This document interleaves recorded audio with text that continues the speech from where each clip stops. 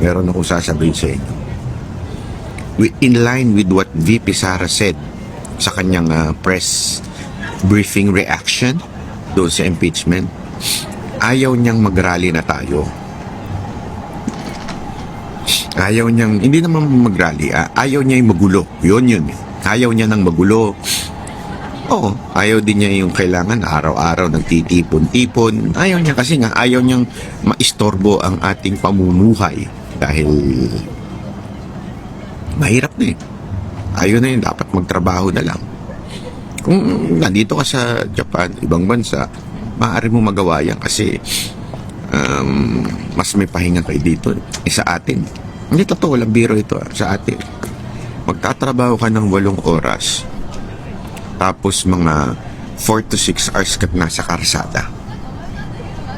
So ilang oras na lang matitira sa'yo. Diba? Kunti na lang. Sabi mo na minimum 4 hours. So 8 plus 4, 12. So itutulog mo 8 hours. 2 hours na lang yung mo, ilalagay mo pa sa rally. Yun ang sinasabi ni VP Sara Duterte. Pero ngunit dapat subalit. Itong pwedeng nating gawin.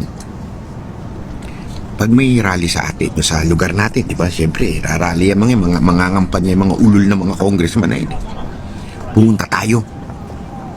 Sisigaw natin Duterte. Pag yung congressman na pag yung congressman na pumirma ng impeachment, sigaw natin mga kababayan, Duterte. Duterte. Ipatikim natin sa kanila ang galit natin. Ipatikim natin yung 32 million na bumoto kay VP Sara Duterte. Ipatikim natin yung hagupit natin sa mga ulul na mga congressman na yan. During the campaign, magparamdam tayo sa kanila. Tanggapin natin yung binibigay nila kasi pera nyo yan.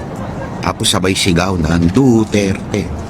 Duterte, harap-harapan, hindi naman po kayo makukulong, hindi naman kayo didemanda, karapatan nyo yan. Karapatan ninyo ng freedom of speech. You are protected under the Bill of Rights. Not to say your grievances, to say your complaint, your critic sa gobyerno, karapatan nyo yan. Ba? Huwag po tayo matatakot. Ito ang tunay na people power. People power sa mga kampanya ng mga ulol nating mga congressman. Sigaw natin.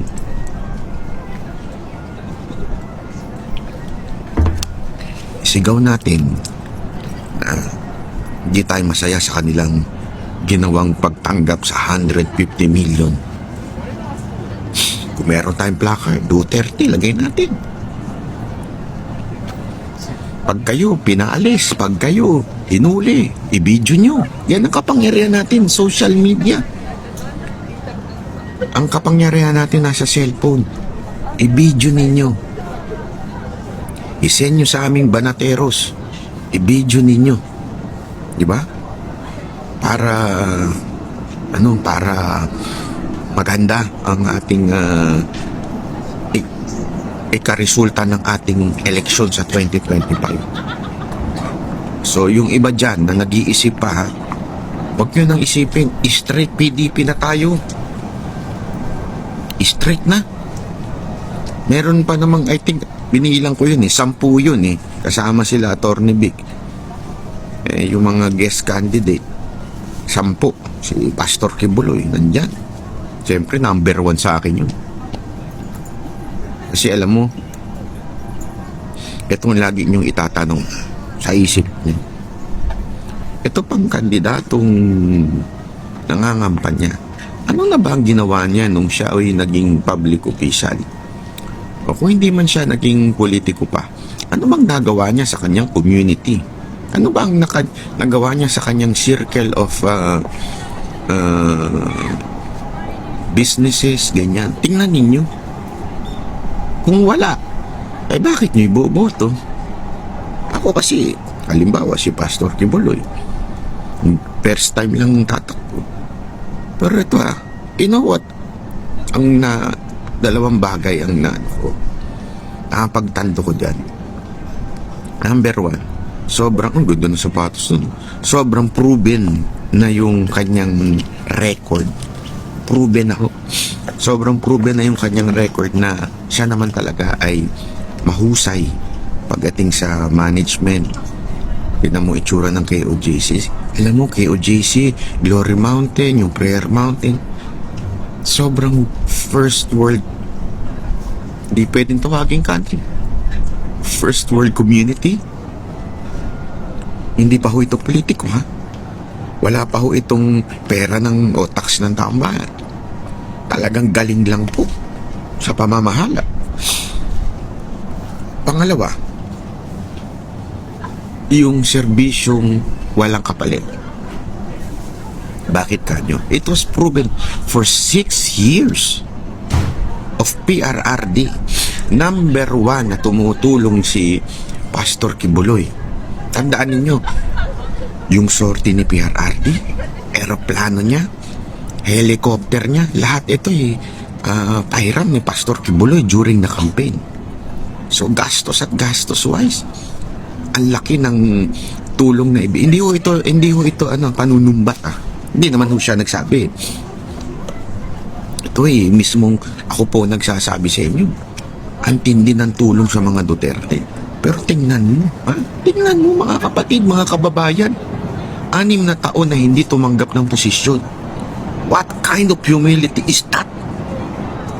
That's the best humility that you could ever ask. Yung ganong klase ng hindi tumanggap ng posisyon. Gugustuhin niya. Very qualified po si Pastor Kibuloy. Antindi, kita mo nga, may eskwelahan nga siya. May university nga siya. Di ba? Na nagpapagraduate ng lawyers. May taon pa na talagang perfect. 100% kung naging passing. Ganong kalupit ang kanyang nagawa. Imagine that. Could you just imagine that? He is more than qualified kaysa dun sa ibang mga palonggis dyan. Lalong-lalo na yung vlogger na nagfi-feeling gustong maging presidential advisor for political affairs. Gago, no? Tanginang kapal na mukha, hindi ka lang graduate, animal ka. O ngayon, napipilitan ka ngayong mag-aral. Pinaaral ka tuloy ng amo mong animal ka. Kasi nga, gusto mong magkaroon ng posisyon, wala ka namang credential.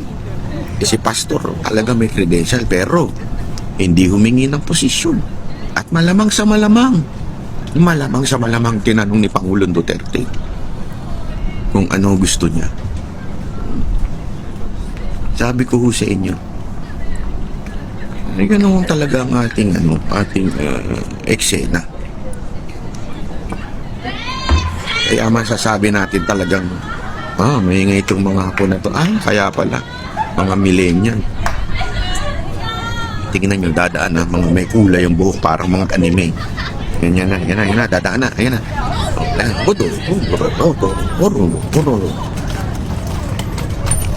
Nagagalit yung mga matatanda dyan pagka ganyan mo. So, ganito na lang muna mga batateros, Pagka meron po kayong gustong sabihin, i-email nyo lang, Okay. So, God bless everyone. I hope to see you soon. Harapin natin ang mga tulunggis niyan sa Pilipinas. Magkita-kita po tayo ulit. I-share nyo lahat ng mga banat ng mga banateros. Shout out kay Boss Dada. Shout out kay Coach Oli. Shout out kay Jay Guevara. Shout out kay Master Judea at ang bagong membro. Sino yun? Si RJ. Si paring RJ. Diba? Niyan, 6 na po ang banatero si paring RJ ho, I-consider nyo yung kanya mga videos. Ganda rin ang videos niya. Pang world class. Higaan. Ang tingin itong mga to. Huwag kang ganyan. Anyway, maraming salamat po.